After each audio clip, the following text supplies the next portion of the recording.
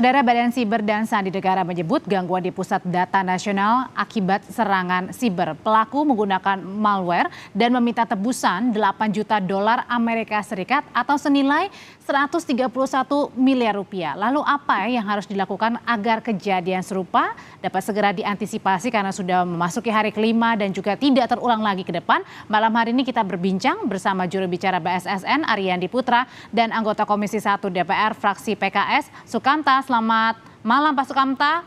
Mas Ariandi, selamat malam. Iya, selamat malam. Iya, sebelum nanti akan bergabung juga dari BSSN, Mas Ariandi, saya mau ke Pak Sukamta dulu. Pak Sukamta, jadi temuan dari Komisi 1 DPR apa sih kali ini penyebab terjadinya gangguan? Akankah dalam waktu dekat juga akan memanggil dari pihak Kominfo? Ya, pertama soal serangan cyber ini memang menjadi bencana nasional yang kesekian karena PDN ini kan menjadi pusat data yang mengumpulkan berbagai macam data dari kementerian maupun dari daerah-daerah.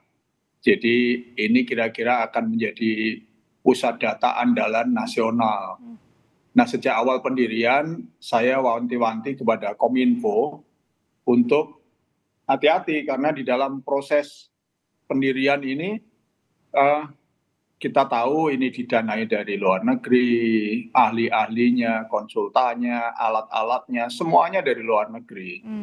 Nah, pengawasnya juga demikian ya. Kita sudah ingatkan Kominfo. Nah, waktu itu sangat confident Kominfo untuk bisa menjamin sekuritas ini. Nah, kalau sekarang terjadi seperti ini, saya kira bukan mau menyalahkan ya, tetapi ini menjadi keprihatinan. Termasuk saya kira dengan BSSN ya.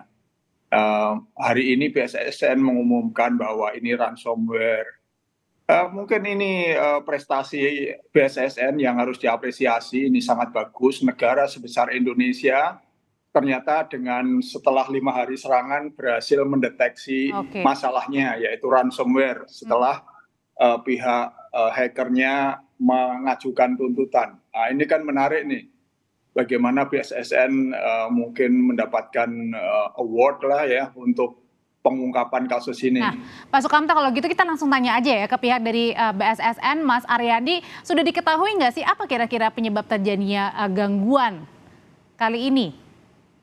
Ya, terima kasih Mbak. Jadi tadi apa yang disampaikan Pak Sukamta juga menjadi perhatian kami di BSSN bahwa kita harus mengakui bahwa serangan cyber terhadap pusat data nasional sementara yang ada di Surabaya itu adalah serangan cyber yang jenisnya ransomware. Nah, kalau berbicara apa penyebabnya, tentu banyak hal-hal yang tentu bisa kita sampaikan. Salah satunya adalah kerentanan terhadap sistem itu sendiri. Jadi tidak mungkin ransomnya masuk, ransomnya bekerja kalau seandainya sistem itu tidak rentan.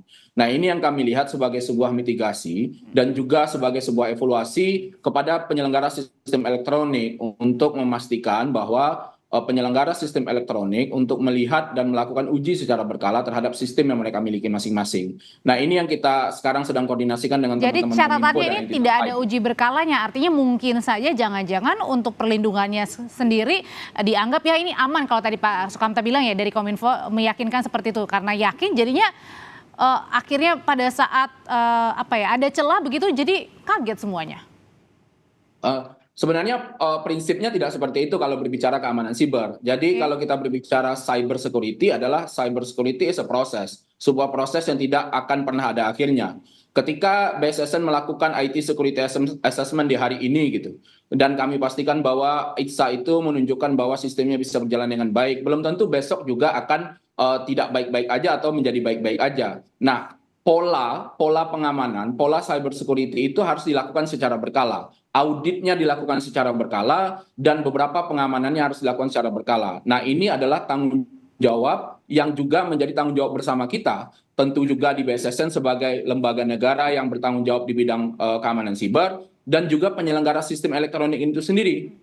Karena PSE sebenarnya yang tahu bagaimana topologi jaringannya secara lengkap. Bagaimana mereka melihat dan melakukan monitoring terhadap data-datanya setiap hari. Nah, BSSN membantu untuk memberikan notifikasi, membantu untuk melakukan monitoring setiap hari, setiap detik, 24 jam, untuk memberikan alert. Alert dalam bentuk bagaimana anomali traffic terjadi ke beberapa sistem elektronik. Nah, itu yang dilakukan oleh BSSN, Mbak.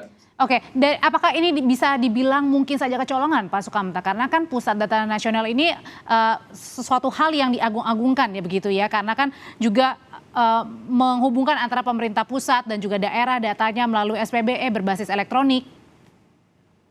Ya, kecolongan itu pasti. Bukan hanya kecolongan, perampokan ini. Ya, tetapi juga jangan-jangan ini kebodohan. Karena saya mendengar dari teman-teman komunitas cyber security di Indonesia itu, mereka sudah mendengar desas-desus peringatan dari berbagai pihak akan ancaman rencana serangan cyber ke server besar Indonesia. Nah, saya kira salah satu visinya BSSN waktu kami kunjungan, waktu kami mereka mengajukan anggaran, kita mendengar melihat paparannya, salah satu visinya adalah bertanggung jawab terhadap keamanan cyber dari seluruh situs yang dimiliki oleh pemerintah dan pemerintah daerah dari seluruh Indonesia. Jadi kalau sekarang sudah berhasil mendeteksi bahwa ini ransomware, ya itu langkah bagus.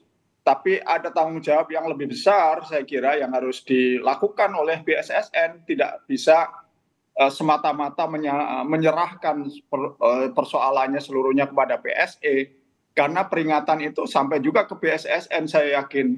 Nah, tinggal apakah peringatan itu diketahui, dipahami atau tidak gitu. Karena kejadiannya ini disgrace, ini memalukan bagi seluruh instansi yang terkait dengan pengamanan cyber kita, apakah itu Kominfo atau BSSN atau yang lainnya sebetulnya. Karena kan ada juga di tahun 2022 ada kasusnya Bjorka ya, Pak Sukamta. Ini bukan persoalan pertama, ini berkali-kali terjadi dan sudah diperingatkan oleh berbagai pihak, termasuk oleh pihak-pihak yang akan melakukan serangan itu. Kalau gitu dari BSSN sendiri nanti ke depannya gimana nih? Apalagi sekarang sebenarnya juga katanya sudah mulai berfungsi atau sudah mulai dipulih begitu, tapi nyatanya belum pulih 100% nih. Udah hari kelima. Saya kira itu kesempatan BSSN ini untuk membenahi diri lah. Jadi banyak hal yang bisa dilakukan atau diklaim menjadi tugasnya tapi tidak dilakukan. Kita mau dengar jawabannya langsung ya Pak Sukamta ya dari BSSN, gimana Mas Ariandi? Ya, jadi kalau berbicara tentang bagaimana kasus kebocoran data ataupun ransomware yang terjadi, BSSN sudah beberapa kali mengirimkan notifikasi sebenarnya. Mohon info Pak Sukamta. Jadi ada beberapa hal yang dilakukan oleh BSSN. Ini bukan bagian dari kita melihat kasus serangan ransomware itu menjadi kasus yang holistik dari hulu ke hilir sebenarnya.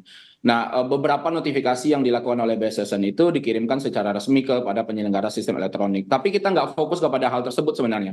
Bahwa kita ingin melihat bagaimana situasi serangan ransomware ini yang sudah berhasil dideteksi oleh BSSN. Ketika kita tahu bahwa serangan ransomware ini adalah serangan ransomware jenis terbaru yang disebut dengan Brainkeeper, BSSN berhasil deteksi itu melalui tim yang juga diturunkan ke lapangan ke PDNS 2 yang ada di Surabaya. Setelah itu semua evidence, semua artefak yang ditemukan oleh BSSN, beberapa hal yang tidak terenkripsi sudah diambil oleh BSSN untuk dilakukan berbagai analisis secara cepat. Dan ada kecolongan sehingga ini kemudian terjadilah peretasan? Ya, kalau kita melihat dari timelinenya sebenarnya bahwa ada di tanggal 20 itu sebelum jam 4 subuh, sebelum jam 3 lewat, itu di jam 00.54 ada instalasi terhadap file malisius yang melumpuhkan sistem. Nah, sistemnya benar-benar lumpuh itu di jam 3 lewat di subuh di tanggal 20. Nah, ini yang dilihat oleh BSSN untuk dilakukan mitigasi, diinfo kepada teman-teman di Kominfo dan PDNS 2. Kalau gitu Pak Sukamta, singkat saja dalam waktu dekat apakah juga akan memanggil Kementerian Komunikasi dan Informatika, karena kan juga sebagai warga bingung nih, dari Kementerian Komunikasi dan Informatika aja bisa diretas, gimana dengan perlindungan data pribadi kita sebagai warga negara atau perusahaan-perusahaan biasa lainnya? Ya, saya kira salah satu persoalan terbesar kita itu adalah koordinasi antar lembaga dan juga kemampuan dari lembaga-lembaga itu sendiri. Nah, kita berharap nanti segera ini diatasi. Jadikan saya berharap betul ini pemerintah, karena ini bukan yang pertama. Pemerintah betul-betul melakukan pembenahan soal ini. Jangan main klaim, jangan main puas diri, merasa sudah hebat, merasa sudah sudah bisa melakukan ini, itu faktanya jebol terus gitu. Nah, Komisi 1 saya yakin sebentar lagi akan meminta pertanggungjawaban kepada Kominfo, BSSN dan lain-lain yang menjadi mitra Komisi 1 terkait dengan persoalan ini. Baik, agar tidak ada kecolongan dan juga dapat pulih ya ini 100% ya nanti Pusat Data Nasional yang Kita akan sudah berharap pelayanan masyarakat segera diselesaikan dan yang lebih penting lagi segera dipulihkan data-data yang ada dan hak-hak masyarakat terlindungi, tidak ada yang dirugikan. Itu yang menjadi harapan kami. Pak Sukamta, terima kasih. Mas Ariandi, terima kasih untuk berbincang kali ini di Sapa Indonesia Malam.